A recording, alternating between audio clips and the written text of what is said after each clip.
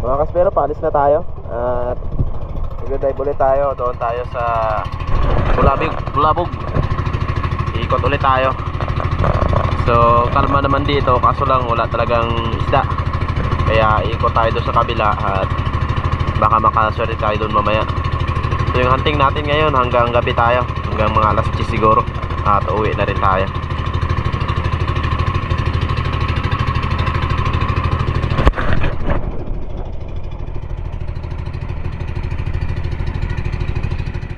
Shoutout muna tayo mga kaspero. Shoutout kay Otol Carding, kay Nick Sarasol from Lanao del Norte, kay Miko Senero ng Posadas. Shoutout kay Explore Romblon PH, Vicente Cagadas from Hinudayan Southern Leyte, kay Jennifer De La Cruz at Tambisaan Junk Shop. And shoutout po sa mga taga Tambisaan.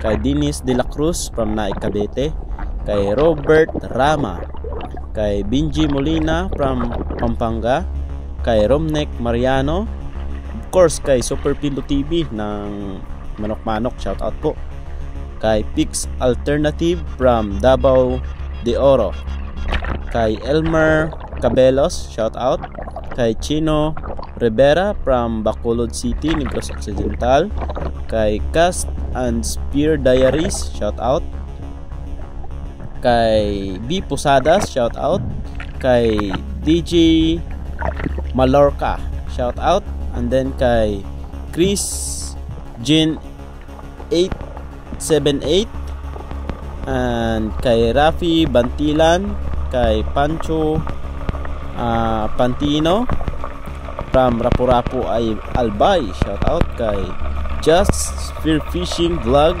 Cagayan Valley, shoutout, and then kay Ber Palma from Muntinlupa, kay Arthur Obana 2277, shoutout po. At ito yung mga question natin. Kay Explore Romblon PH, saan ka nakakabili ng SG nyo po? Sa kasamahan ko lang po doon sa nung pumunta po ako ng Manila. So bininta niya yung SG niya, kaya ginawa ko na. And then kay Cast and Spear Diaries, solo dive ka ngayon master. Saan ang ibang mga master? Ayun, may mga activity, kaya nagtry ako mag-isa lang. Pero hindi naman ako mag-isa kasi nandiyan naman yung kuya ko na nagbabantay sa akin. And then kay DJ Malorca, ang tindi ng flapper mo paano pag pumasok siya sa matigas na coral? Hirap kunin yan. So isa lang yung dapat gawin natin dyan, iwasan natin na kumana tayo sa ilalim ng bato. And then kay Mar Wanikoy, idol, anong klase ng battery ang gamit mo?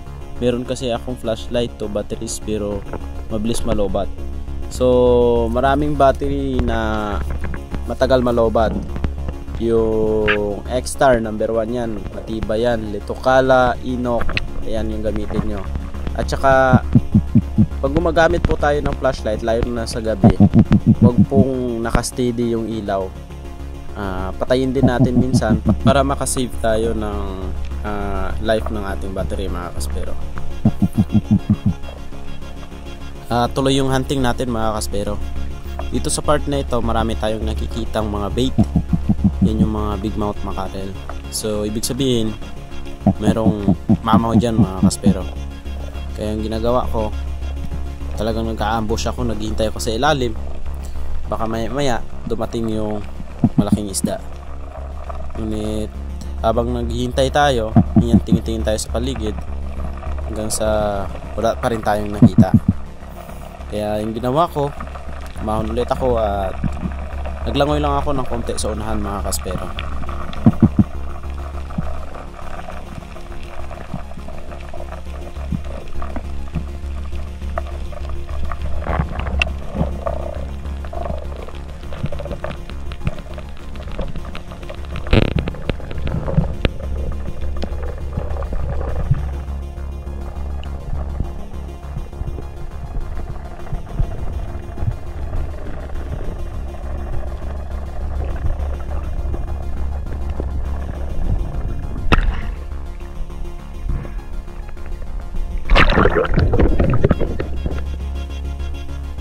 At sa part na ito, nag-drop ulit tayo at meron tayong nakita mga trevally mga kaspero. Kaso lang hindi masyadong malaki kaya inayaan na lang natin yon.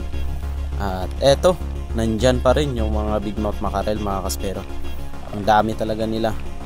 Kaya hindi ako nawawala ng pag-asa na makakita tayo ng mga pelagic ngayong araw. Kaya eto, tuloy tayong hunting natin.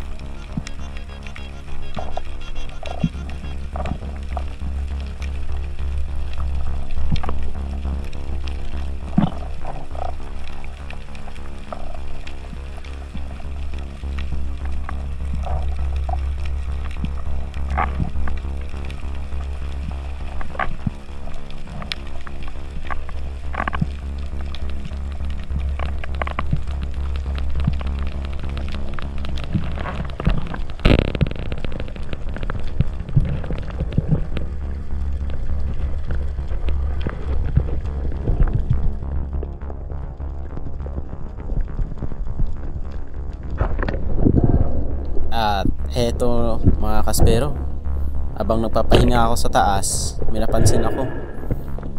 Ang daming napupulang mga isda sa ilalim, mga dalagang bukid at saka yung big mouth mackerel. Naghalo na sila mga kaspero, ayan oh. Kaya nagdive ako dahan-dahan, hindi na ako masyadong gumalaw, nag free fall lang ako para hindi sila mabulabog mga kaspero. Ayan, at yun nga, hindi pa tayo nakarating sa ilalim. Pagtingin ko sa gilid, andyan na yung mamaw mga kaspero. Ayan no. Iyon sa pool mga kaspero. Medyo malayo ng konti sa atin, ngunit tinamaan pa rin natin sa utak mga kaspero. Kaya hindi na nakalaban nitong giant trevally natin. Iyon no, sa pool. Grabe talaga. Yung gamit kong pana mga kaspero, itong patos pa rin natin na 110 roller yan mga kaspero. Halos ilang malalaking GT na yung pinana natin, ngunit napakaganda ng mga patama natin sa mga giant trevally natin. Halos stone shot agad. Yung mga 34 kilos natin puro stone shot, kaya hindi tayo binibigo ng ating patos roller na ito. Sadyang hunter talaga yung pana na ito mga kaspero, kahit medyo may kalumaan na, pero good pa rin yung quality, hindi pa rin tayo binibigo. Kaya sulit yung paggamit natin ng patos na to mga kaspero.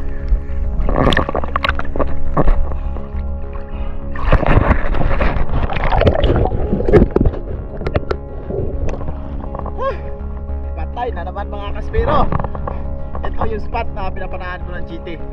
Merong laman at ito ang laki.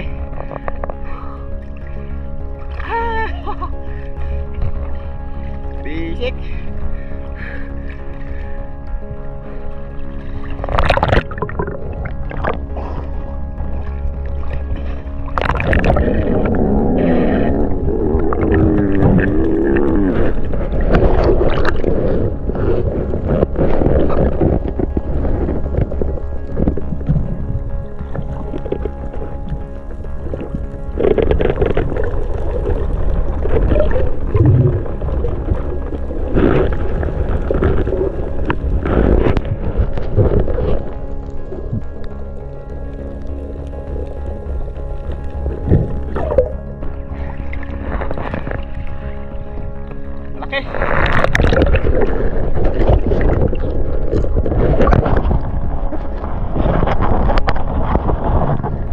Bag stone shot mga kaspero, ganyan talaga, lutang agad yan.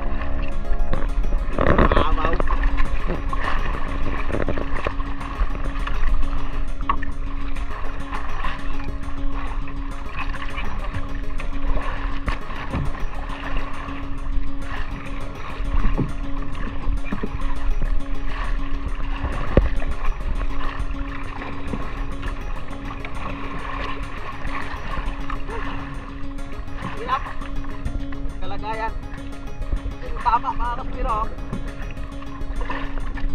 Kaya sa utak, sa spine. Yan. Double flapper ito, pero nakalabas pa yung isa. Oh, yan o, yun lang yung tama. Buti na spine agad natin.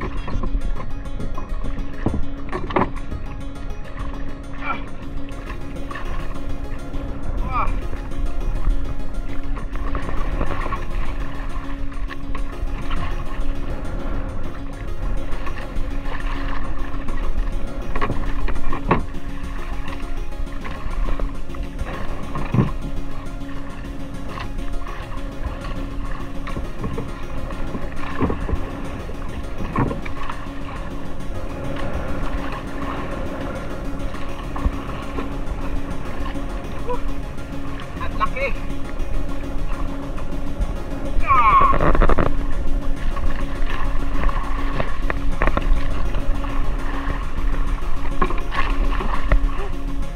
Paano?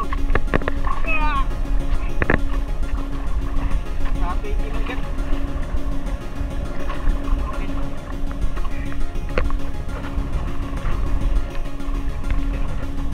Wala.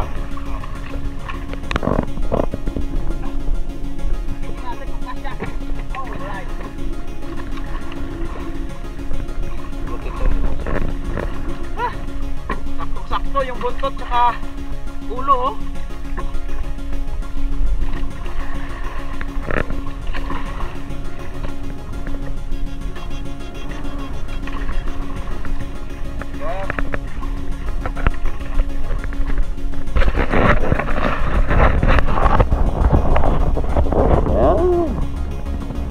So yung pinapanahan ko na ito mga kaspero, dito lang to sa tapat ng Bulabog. Ayan.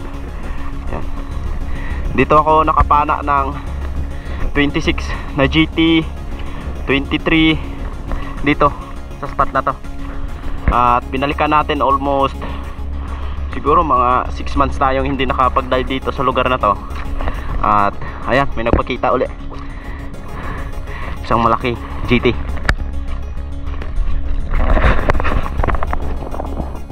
After natin na-secured yung giant trevally natin mga kaspero, may nakita akong sweet lips na pumasok sa bato na ito. Maliit lang siya na bato mga kaspero, at ayan nga, medyo mahina naman yung rubber natin, kaya pinana ko na at tinamaan mga kaspero. Naka sweet lips tayo.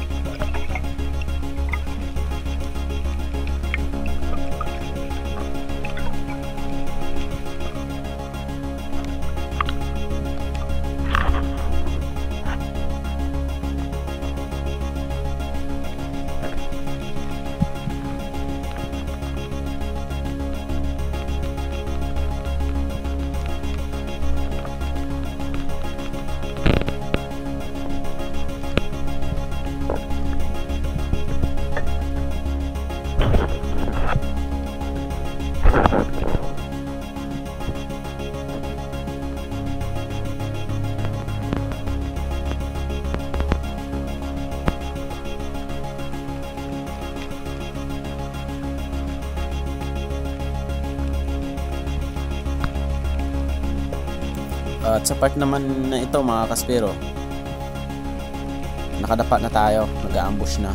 Naghihintay tayo ng may dadaan na malaki, ngunit walang nagpapakita, kaya meron ditong umaligid na sweet lips.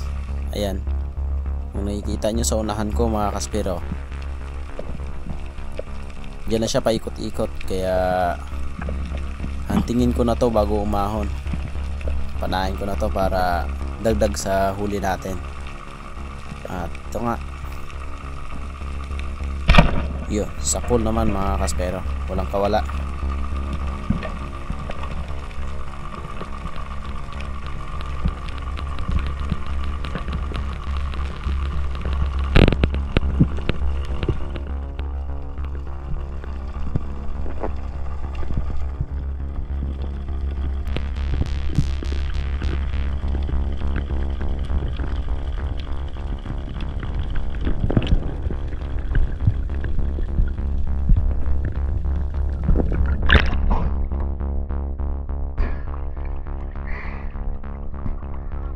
Ah?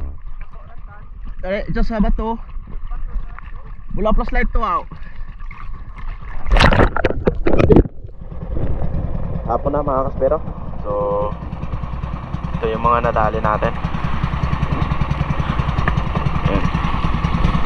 Ayan yung chiti, may triggerfish. Ayan yung mga nadali natin sa araw.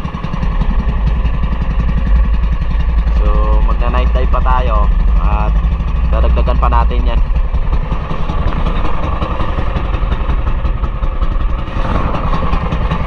Grabe yung laki ng GT.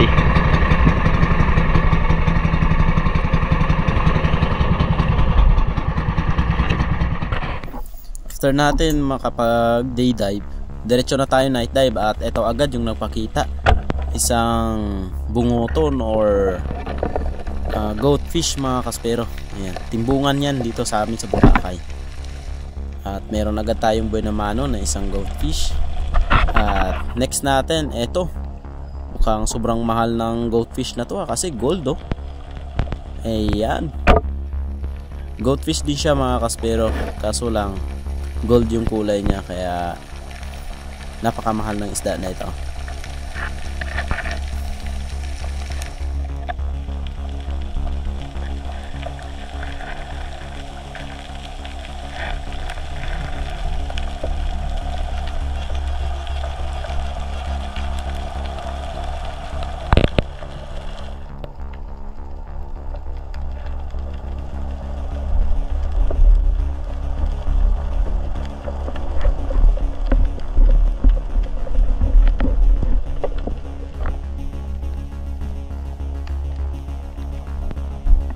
At ito mga kaspero, after natin napana yung goldfish, meron tayong nakita pugita dito or octopus prime.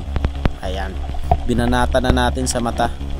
Suggestion ko lang mga kaspero, sa pumapana ng mga pugita, mas magandang panain natin dito sa may mata o kaya sa may pagitan ng dalawang mata sa gitna na yan para patay agad. Kaya ayan, napaka easy lang kunin, hindi na nakalaban kasi dyan yung pinakautak niyan mga kaspero, sa gitna ng mata, pagitan ng dalawang mata sa gitna. Dyan yung panain para sure ball na makukuha agad, na hindi na kayo mahihirapan.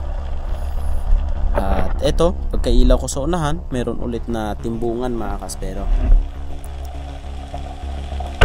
Ayun, sa pool mga kaspero.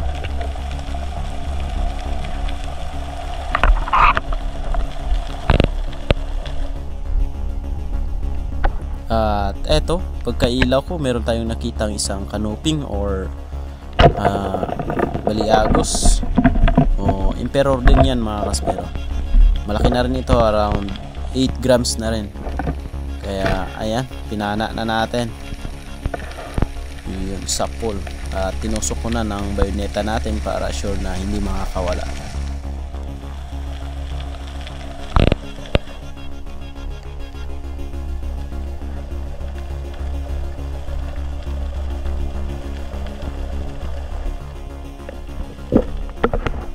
At ito naman, isang timbungan ulit yung nagpakita mga kaspero, kaya pinana na natin at sapol.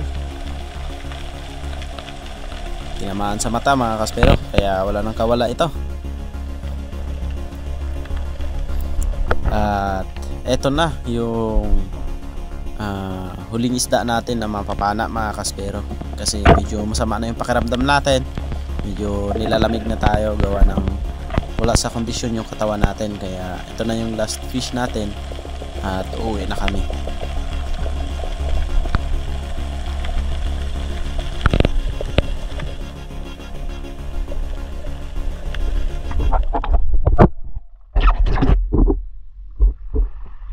Pero may isang sweet tips tayo. Sabawan natin to. Dalawa lang naman kami kakain kaya kasya na to. Pero yung mga huli natin ito,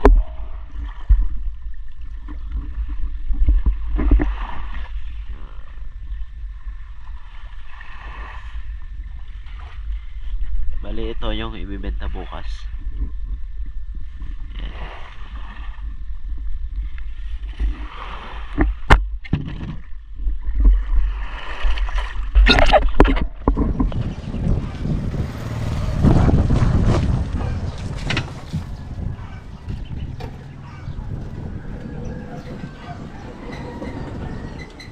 Good morning mga kaspero.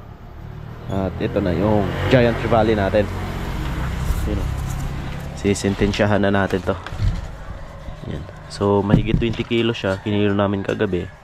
Umabot siguro ito ng mga 21 kilos mga kaspero. 21 or 22.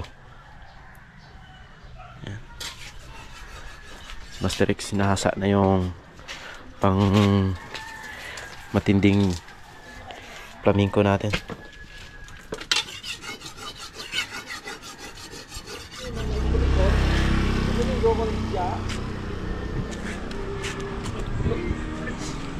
Ay, abot speaker na ga, pabalik ko mo lang yung video, no? Tarong ng equal siya. Maklom. Oo. Makalun. Kaya ko lo. Makalaw, paano ko patla.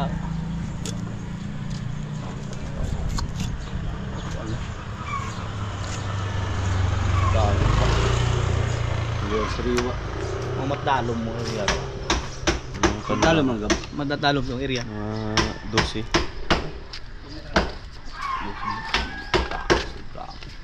Gusto pam. Ba? Subat down.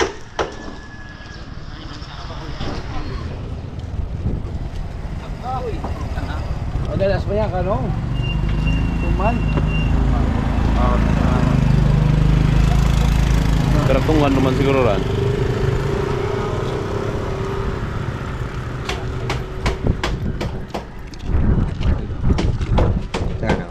Ah. Oh.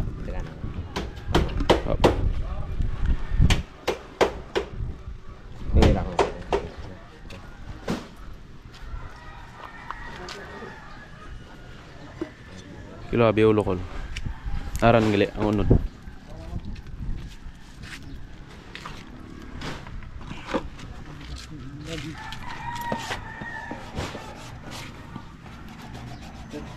Three 13.5. Kasang ulo pa.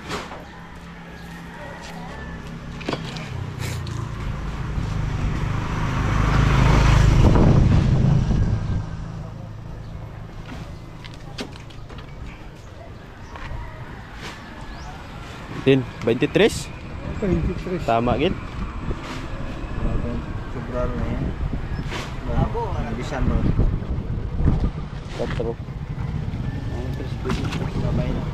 23. 23 kilos mga kaspero.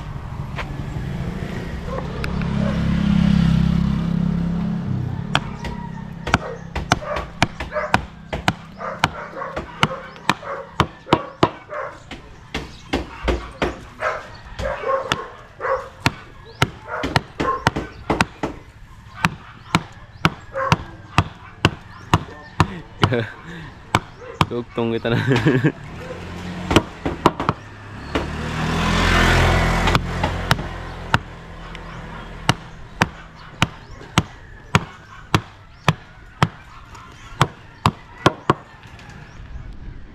Pero update sa ating isda. Ayan na lang natira. Ayan. Yung namang loob tapos sa ulo. Ayan. Sold out na. Diyan, meron pang pugita, bayang, tsaka triggerfish. Ubos na. Bali 23 kilos. Bilis maubos. Wala pang isang oras. Ang dami na agad na. Siguro. Mga 20 Bus. 23 niya.